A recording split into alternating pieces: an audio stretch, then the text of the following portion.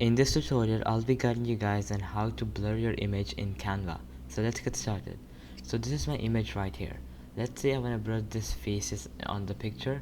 So I'll just have to select the picture, click on edit image, and then I'll have to go down until I see you see a blur option right there, but since I've already installed it, it's right here in the tools section.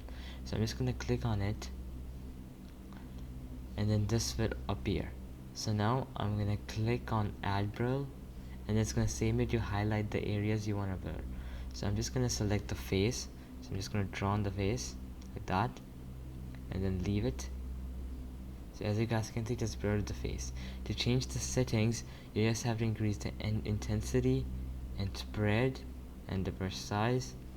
So now let me just do this one, and there you go. You can even color in more like that, so for clear blur. So alright guys, that'll be it for the video. I hope it helped you out, and I'll be seeing you next time.